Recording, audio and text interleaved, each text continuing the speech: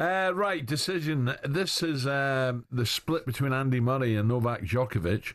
Decision said to be by mutual agreement means Murray will not be by Novak's side when he chases an 8th Wimbledon title in July. 8th title. Under Murray, the Serb reached the semis of the Aussie Open, but retired injured after losing the first set. So let's find out where both of them go from here with former tennis pro, big Liverpool fan, Barry Cowan. Morning, Barry. Good morning, Barry. What's your favourite ice cream, mate? And good old 99er. Oh, yes. Well, I can't believe we never brought that into the equation, Barry. A flake, I love a 99, magic 99. Good shout, Barry. Are you allowed a double flake as well? Yes. Oh, that's great, Barry. Yeah, but you know, Barry, Big Al and I will let you away with anything when it comes to ice cream, mate. Double flakes in, you're off and running, mate. What's happened here, Barry? Have we got the inside knowledge, or is it just like enough's enough? You know, it was great, but thank you, no thank you. Well, I always think with these type of situations, I think you have to look at timing and the fact that Djokovic, let's be honest and realistic, why is Djokovic still playing at the age that he is when he's achieved everything is because he wants to win Grand Slams. And the 4 most important tournaments, we've had one, and the next 2 are coming up in a very short space of time. So I think for Murray and Djokovic to split now, I think would be a surprise given the busy period he's coming up. But Djokovic has not looked right in the matches that I've seen him. He's getting old now, isn't he? You know. Yeah, but he's old. He's old in terms of age, but he's not old in terms of his body. You still see him play some great matches. But when I commentated on him a couple of weeks ago in Madrid, I was absolutely surprised by mentally how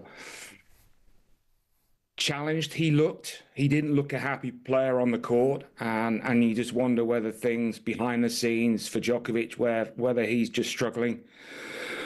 The motivation, because if you're happy off the court, more likely you're going to be playing better tennis on the court. So I think they probably looked at it. The Murray where he is now, I think he's had a dip into the coaching career. I mean, he's got everything to be a great coach. So hopefully this won't be the end of. When is the French Open? When's that? It's got to be soon, isn't it? Yeah, I mean, it starts week on Sunday, right. I believe. So Djokovic is playing a tournament next week in Geneva. He's decided to skip the big tournament here in Rome, where he's won 6 times. But an injury at the Australian Open affected him. But since then, he hasn't seemed right. So I think Djokovic needs to get that side of it sorted out. And if he can, then of course there's still great tennis. Toby can, Al. This is a great time to be on the Riviera. French Open tennis. Yeah. Cannes Film Festival. Yeah. Monaco Grand Prix. Tremendous, absolutely tremendous. Barry, I was going to ask you, mate.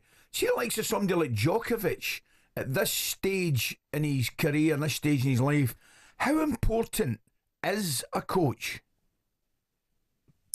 Well, I mean, what is Andy Murray bringing Djokovic? Is he going to change his technique? No, absolutely not. But I think what somebody like Murray can help. I mean, his attention to detail was unbelievable. He would study his opponents for hours and hours and hours. And realistically, Djokovic is not going to do that. So if Andy could have brought just a sort of a subtle tactic that he might be able to use. And of course, Murray's played most of Djokovic's rivals. And Djokovic, I remember a comment that he said, I think it was the end of last year when news first broke, that, he can just help in terms of his motivation. But I was surprised when they started to work together. I thought it was a good fit. And the fact that now they're not working together moving forward at this time of the season, I think clearly it's an amicable decision. And as I said, I think Djokovic needs to sort things out. What about the ladies and Radicanu? Talking about coaches, has she got a coach yet? I watched her, Barry. I watched her, and I'm sure was it yesterday? Might have been yesterday. I saw her in the last 16. I thought it was play Coco Golf, and she looked too strong for her. What about Murray working with Radicanu? How about that? Yeah. Is that a possibility?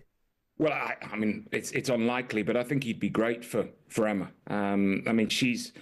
I've been encouraged by her tennis the last couple of months, and I think she has made improvements. I think she still needs more matches, but realistically, for Radicanu, the way she plays Wimbledon is a great shot, and if she's got a wild card, hasn't she? Strasbourg. Who's from Strasbourg? Strasbourg. Very famous. Who's from Strasbourg? Arsene Wenger. Correct. Yeah.